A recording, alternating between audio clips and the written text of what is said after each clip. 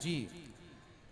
जब श्री नारायण भगवान विष्णु जी जब त्रेता युग में राम के रूप में आए तो उन्होंने राम जी हम लोगों को सिखाए त्याग, बलिदान, प्रेम,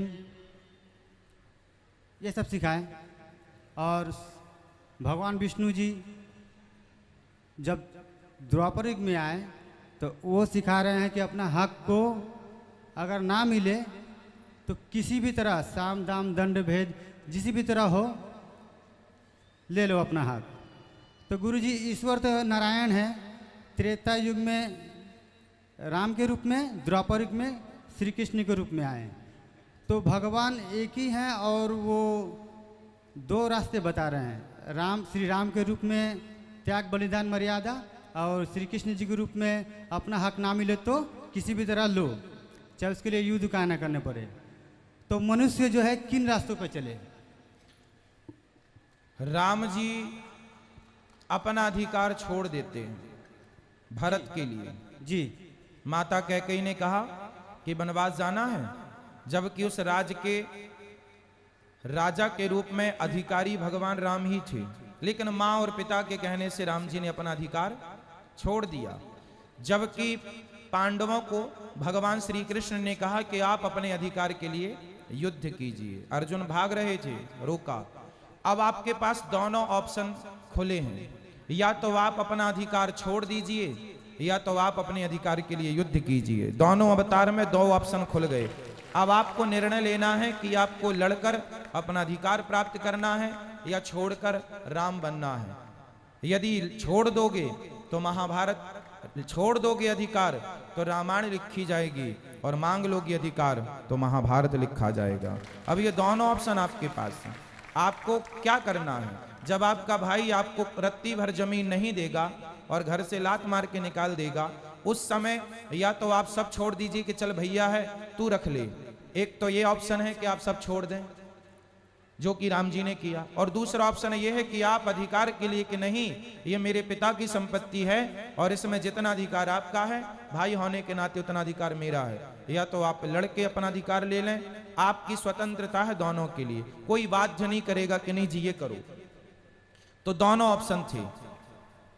यदि राम जी के हिसाब से सब लोग अपना अधिकार छोड़ते चले गए तो बताओ फिर अधिकारों की लड़ाइयां कौन लड़ेगा। तो भगवान ने यह भी सिखाया है कि कर्मण्येवाधिकारस्ते, अपने अधिकार के लिए लड़ाई लड़ना भी चाहिए, यह भी धर्म है। धर्म युक्त लड़ाई लड़ो, अधर्म युक्त नहीं। दो ऑप्शन जी गुरु जी। लेकिन हम अगर मेरा भाई अगर जमीन जायदाद धन दौलत के लिए अगर युद्ध करे तो मैं श्री राम का वंशज हूँ गुरु जी। ठीक है, छोड़ दीजिए, मैं छोड़कर चला जाऊंगा। बिल्कुल छोड़ दीजिए। दोनों ऑप्शन हमने कहा ना आपके पास दोनों। गुरु जी मेरा तीसरा प्रश्न जी। 1 मिनट माता, रुकिए माता, मैं 3 मिनट से मैं सो नहीं रहा हूँ। हाँ बोलो। मेरा प्रश्न मेरे दिमाग में चल रहे हैं, मैं सो नहीं पा रहा हूं। भैया तुम ध्यान ना भटका, बोलो। गुरु जी आप बोलते हैं कि ब्रह्मा विष्णु महेश में श्रेष्ठ नारायण है, परंतु शिव पुराण में शिव जी से सब कुछ हुआ है। ठीक। ब्रह्म पुराण में ब्रह्म जी से, देवी भागवत पुराण में देवी जी से हुआ है। ठीक है। तो गुरु जी आप बोलते हैं कि ये सब कल्प कल्प की बातें हैं। हाँ। और नारायण ने ही, स्वयं भगवान विष्णु ने ही आदेश दिया था शंकर जी को कि इस बार सृष्टि आप कर लो। ठीक है। देवी जी को कहा इस बार सृष्टि आप कर लो। तो कभी इनको मौका दिया। तो गुरु जी इसका प्रमाण कहाँ मिलता है, किन शास्त्रों में मिलता है कि भगवान नारायण के कहने पर ही शिव जी से नारायण और ब्रह्मदेव की उत्पत्ति हुई, इस सृष्टि की उत्पत्ति हुई। देवी भागवत जी में ये बताया गया है। तो इसका शास्त्रों में उल्लेख कहाँ मिलता है? वेद ब्रह्म वैवर्त पुराण पढ़ो, उनमें मिलता है। ब्रह्म वैवर्त पुराण है, विष्णु पुराण है, स्वयं देवी भागवत पढ़ के देखिएगा, उसमें भी सारी चीजें मिल जाएंगी। गहराई से पढ़ना पड़ता है इन चीजों को, तब सब चीजें मिलती हैं। प्रेरणा एक से ही होती है, अंत में सारी बातें होने के बाद निर्णायक एक होता है।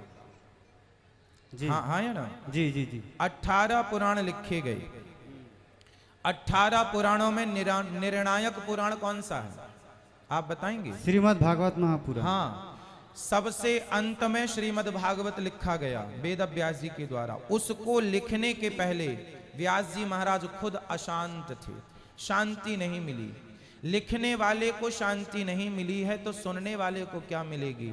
अंत में भागवत की रचना की, तब भागवत जी में लिखकर व्यास जी को अपार शांति का अनुभव मिला और व्यास जी ने कहना शुरू किया, इसको लिखने के बाद फिर कुछ लिखने की जरूरत नहीं पड़ी। इसलिए जो अंतिम प्रमाण है वो श्रीमद् भागवत महापुराण है। जी गुरु जी। जी गुरु जी, मेरा चौथा प्रश्न है कि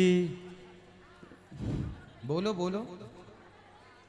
गुरु जी, सतयुग में जब जय विजय द्वारपाल थे, ठीक है, तो 4 ऋषि मुनि जब आए थे उनके घर पे, नारायण के घर पे, तो उन्होंने दर्शन करने नहीं दिए, तो वो लोग श्राप दे दिए कि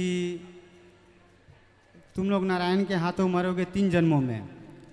तो 12 अवतार नरसिंह अवतार बने, फिर राम बने, कृष्ण बने, वध किया। और गुरु जी, जैसे कि आप बोले हैं कि जब राम नहीं थे तो नारायण थे और जब कृष्ण नहीं तो नारायण थे, तो गुरु जी हरे कृष्णा वाले जितने भी कथावाचक हैं, 2-3 कथावाचक हैं, हरे कृष्णा वाले बोल देते हैं कि श्री कृष्ण नारायण के अवतार नहीं हैं, नारायण जो है श्री कृष्ण का अवतार है। चाकू सेव के ऊपर पटको या सेव चाकू के ऊपर पटक लो, चाहे कान ऐसे पकड़ लो या ऐसे घुमा के ऐसे पकड़ लो, अलग अलग बात हुई ना। कहने का अर्थ अलग है, कहने का भाव सबका अलग अलग होता है, कोई माने ना माने। चाहे कृष्ण को नारायण कह दो या नारायण को कृष्ण कह दो, बात एक ही है भाई, सबका तरीका अलग है कहने का। समझ चलो, आप कृष्ण उपासक हैं तो आप कृष्ण को ही मानते हैं, आप कुछ नहीं मानना चाहते, ना राम को, ना नरसिंह को, ना वामन को। ठीक है, आपकी आस्था को भी प्रणाम। अब ये लोग कहें कि हम तो राम को मानेंगे, हम कृष्ण को नहीं मानेंगे, नरसिंह। चलो भैया, तुम्हें जो अच्छा लग जाए, जिनमें तुम्हारा दिल लग जाए, जिनमें तुम्हारी आस्था बढ़ी है, उनके चरणों को पकड़ लो। राम के चरण पकड़ोगे तो राम भवसागर से पार लगाएंगे, कृष्ण के पकड़ लोगे तो कृष्ण। जिसकी जिसमें आस्था है सब अपनी जगह सही है, कोई गलत नहीं।